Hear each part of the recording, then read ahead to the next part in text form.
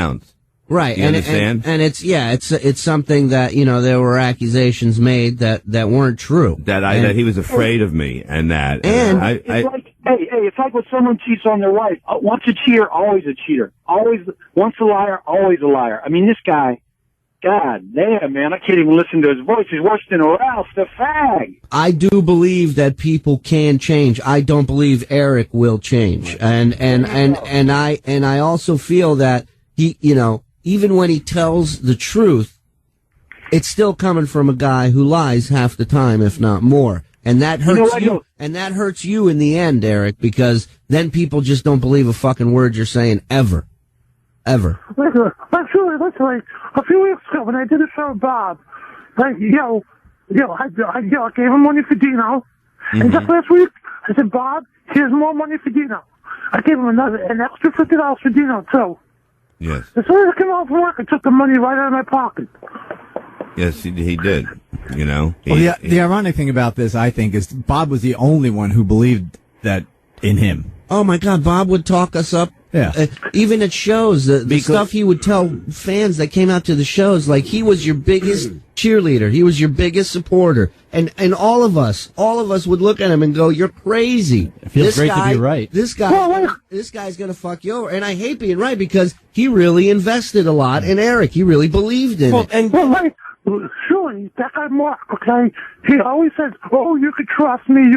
I'll do this for you. I'll do that for you." He always says, "You can trust me." Yeah, but Erik, the world is filled with marks out there. There's the world is filled with people that are going to say, "You can trust me." Yeah, Eric's one of them that says that. Exactly. You're kind of playing both sides of the fence here. I get what you're saying, but at the same time, you have to take major responsibility. I know that, surely. All right. Well, and the other two guys involved in this sordid little caper, what the fuck did Bob ever do to either one of them either but try to fucking help them and carry them along? Certain people just, that's how they are. I got the guy a job in my house. I got him the job behind the construction guy, right? Yeah. Right. And, the house behind you. Yeah. And then, Erik told me that this is a guy that I know and he kind of got into an argument with him one day. Right. Right. So, and then Paul, who worked on the show, he was on the show for a while, and he ended up shooting himself in the foot on the show by spreading rumors in the circle of the show to other people that when he was called on it, he couldn't prove, he couldn't back up, and he was a bit of a shit stir, and he was off the show because of that, and so these types of people. This is just what they live to do, I guess, is to get a chance for a little bit of spotlight. They'll shit all over whoever they got to shit on, I know he called the newsroom looking to do an interview. Nobody was Googling that name looking, you know what I mean? And so they're just dying to get in the spotlight. And the fact that we're even addressing it this much is too much. So, Erik, your final statement, go ahead. Well, can you play a little music so I can make a little statement? No, it's not a comedy right now. You gotta be serious. Life is serious, you fat fuck. All right. I want to make an apology to Bob and Christine for what I did. And, I love the both of you very much. I want to thank you to the both of you for what you did for me. And, I'll always love the both of you, and I apologize deeply for what happened. All right, thank you, You Erik. disrespectful douchecock. No.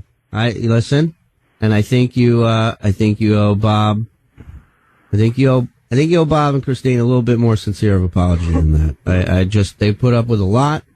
They sacrificed a lot. A lot of people told them they were crazy, and they didn't deserve this, and you need to do a more sincere apology. Go ahead. All right.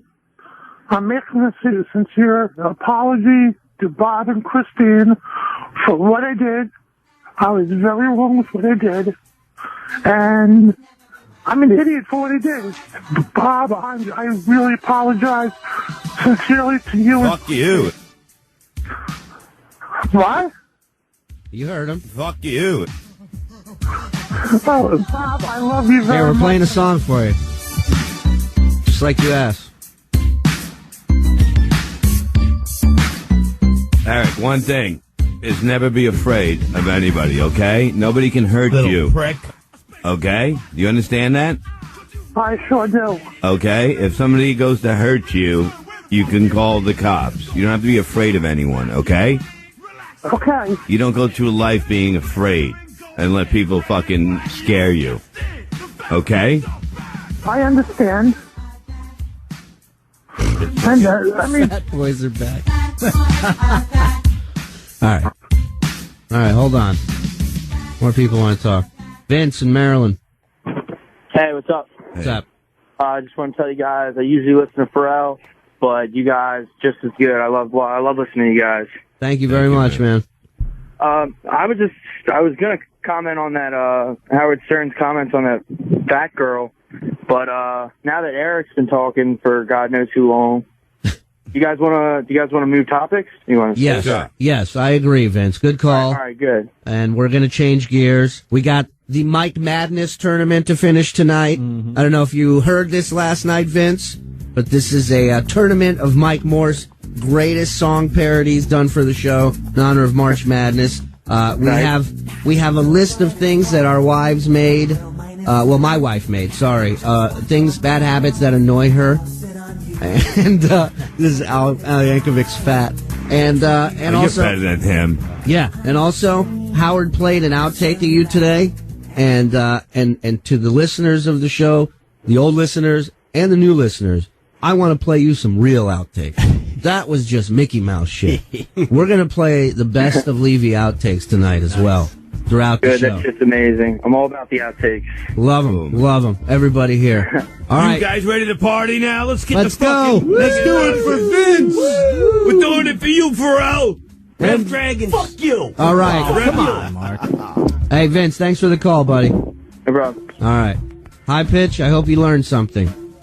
I did. But it's doubt it. never going to happen ever again. All right, we'll talk to you later. Fuck him. All right. Take care, buddy. Bye.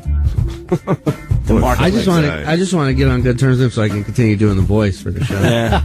Bob, you shouldn't subject your wife to any more of these fucking people. No, Ever. no, I can't do that. You know what I mean? No, I know. She's been married a year and a half. Know what I You mean? You just said you know what I mean. Give me a hand. But really, she's a newlywed, like, and No, you keep on fucking moving these. She these was the lunatics one in that with said her. he was in the cold. got an extra cot?